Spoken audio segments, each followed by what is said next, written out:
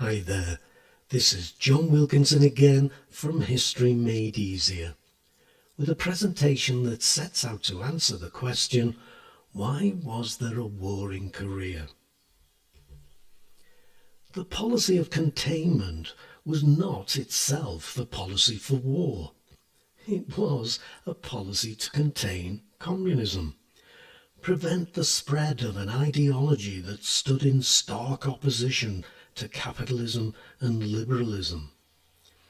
However, in containing communism, it was also a policy to bring about the collapse of communism, starving it of trading partners, and this should not be forgotten.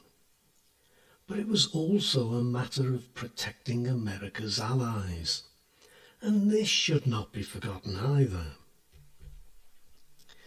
Now, Korea had been controlled by Japan since 1910. At the end of World War II, the Japanese surrendered to Soviet forces in the north and American forces in the south, and a temporary division along the 38th parallel, the line of latitude, was agreed. However, even though the Soviet and American troops had withdrawn, North Korea was firmly under communist control. It was led by Kim Il-sung, a Red Army captain who had undergone training in the Soviet Union. South Korea was led by Syngman Rhee, and though hardly democratic itself, it was under American influence. But as well as the ideological divide, there was bitter personal rivalry between the two leaders. Both were determined to reunite Korea, but under their own leadership. In 1947, the UN declared that elections should be held for a united Korea, elections that Syngman Rhee would be favoured to win, and these were duly held in 1948. However, the UN Commission was not allowed to observe the elections in North Korea, and the UN declared that only the South Korean government was legitimate. At this point, North Korea made the divide at the 38th parallel permanent, as it became the Democratic People's Republic of Korea, the DPRK, while South Korea responded by becoming the Republic of Korea. Kim Il-sung first approached Stalin about uniting Korea in early 1949, but the timing wasn't right. The Soviet Union was embroiled in the Berlin blockade.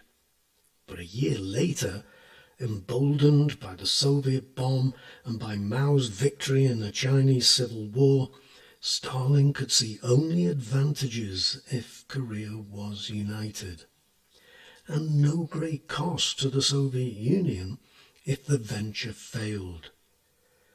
There were numerous border incidents. Then, on June the 25th, 1950, having again sought Stalin's permission beforehand, and having also told Mao of his plans, communist forces invaded the Republic of Korea.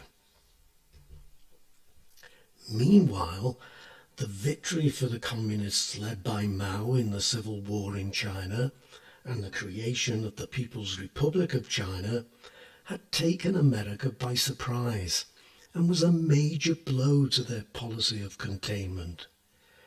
They had supported the nationalists and had expected them to win the war. Communists were also fighting in Vietnam, Malaya, now Malaysia, and Indonesia, so that it seemed the whole of Southeast Asia could fall into communist hands. At the same time, suspicion of communism in America had reached unprecedented heights. When the Soviet Union successfully tested an atom bomb in 1949, it was as a result of a network of spies in America. In 1950, Senator Joseph McCarthy, a Republican, made claims that he had a list of communists working in the State Department.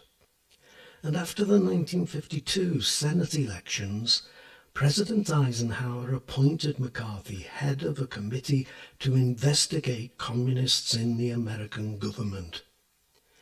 However, his investigation turned into a witch hunt and lasted until 1954. This was McCarthyism, and it left a dark stain on American history. But for us, it serves to help our understanding of the depth of anti-communist feeling, the hysteria or paranoia felt by many Americans at the time of the Korean crisis. Truman had also initiated an investigation to look into America's options vis-à-vis the growing communist bloc. The report that came out of the investigation concluded that though the use of diplomacy should continue, it nevertheless strongly recommended that America should start a program of massive rearmament, both conventional and nuclear. This is the famous NSC 68 report. And no sooner had the report been made than the DPRK invaded the Republic of Korea, and America felt it had to respond. So, as always, I do thank you for listening. But don't forget to check out my website, History Made Easier. I hope that would be useful for you too. But for now, cheers.